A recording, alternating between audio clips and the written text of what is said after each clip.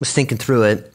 I think in many ways, a lot of people in the church today have a misconception about the mission of Jesus. And I wrote down a few thoughts, and this is not an aside, but I think it is something that is fitting because of the text we're in, that many people confuse Jesus' mission. I saw a pastor this week, very well-known pastor, that said, he tweeted or something, never Trump, this year Harris, always Jesus. I just want you to understand that that is one of the most foolish things I've ever seen. And here's why. People have asked me this week if I have opinions politically. I have opinions, a lot of them. I'm not a political commentator. I'm a preacher of the Bible, but certain things politically are more theological than they used to be.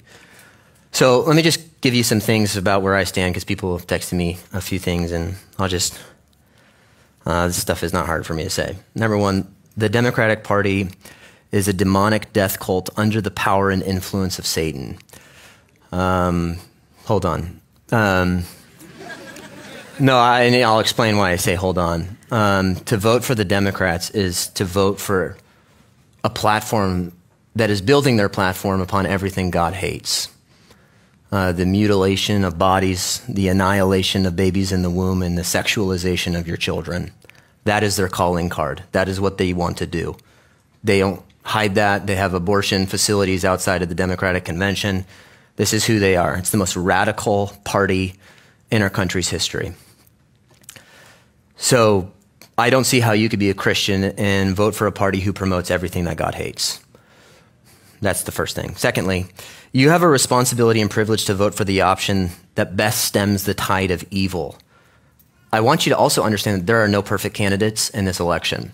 They're both broken people, but one of them presents a far better option at the preservation of life and the upholding of the family than the other. A failure to vote is a failure to express our gratitude to the men and women that have died for our country and given us the freedom that we have today. It's also a failure to, I believe, obey the calling that we have to uphold the righteousness in our land. You don't have to like the personality. You just vote for the best option between the policies. And one of them is far less worse than the other. I think that's obvious. And a vote, just in general, it comes from the Latin word votum, which means to make a choice. You're not voting for a pastor. You're voting for a guy that, as best we have as an option, upholds righteousness in the land. Number three, and this is why I said hold on, because there are certain people that are going to amen the political thing, but I also want the amens just to be as loud as when I say this. Our hope is not in a political party. Who is in the White House is far less important than who is on the throne in heaven. And I want you to also understand, because I've watched some videos this week that contradict this idea, the advancement of the gospel isn't reliant a single ounce upon who is president. I want you to understand that where Christianity spreads the fastest and the farthest are in the nations that are persecuted the most, not where there's the most religious freedom. The reason our world is crumbling, the reason we're under the judgment of God, is because we've turned our back on God. And if you want to see political reform, you need to see a spiritual revival. It's not the other way around. You don't pursue political reform so that there can be a spiritual revival. So when people say things like, we need to get this guy in office and then there will be a spiritual revival in our land, no, there won't be. No, there won't be. That's not the way it works, and that's never been the way it works. Number four, we should speak out against the evil of our day, but you should never turn the mission field into your enemy. You can call out the policies, call out the issues. I can speak against the horrors of abortion. Makes God weep. The trans agenda, whatever it may be. I have a heart for those people, and you ought to have a heart for them. And you can get riled up on Twitter, and you can live in your insulated bubble and start looking at them. No, that's why you're here. And if you don't understand that, you don't understand what your mission is as a Christian.